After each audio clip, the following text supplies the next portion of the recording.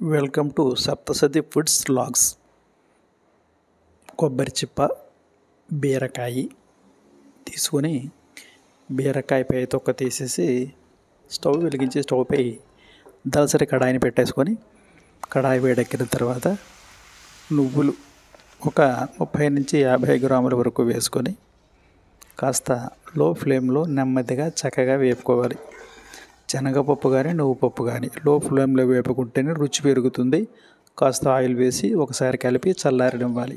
తర్వాత పొట్టు తీసిన బీరకాయ తొక్క అంటే బీరకాయ తొక్కని తీసుకొని అదే కడాయిలో వేసి కాస్త వేడెక్కనిచ్చి అటు ఇటు మెదిపిన తర్వాత కాస్త ఆయిల్ వేసి కూడా ఒకసారి చక్కగా ఆయిల్ అంతా తొక్కకు పట్టినట్టుగా మాడిపోకుండా వేపుకొని మిక్సీ జార్ని తీసుకొని పచ్చిమిర్చిని మీకు కావాల్సినంత స్పైసీనెస్గా వేసుకొని అలాగే అల్లాన్ని కూడా వేసుకొని ఈ వేపిన బీర తొక్కను కూడా మిక్సీ జార్లోకి ట్రాన్స్ఫర్ చేసుకొని ఒకసారి మిక్సీ పట్టి కాస్త చింతపండు కాస్త ఉప్పు వేసి తర్వాత కాస్త కొబ్బరిని వేసుకోవాలి. తర్వాత వేపి పెట్టుకున్న నువ్వు పప్పు ఇందులో వేసి చక్కగా గ్రైండ్ చేసుకోవాలి.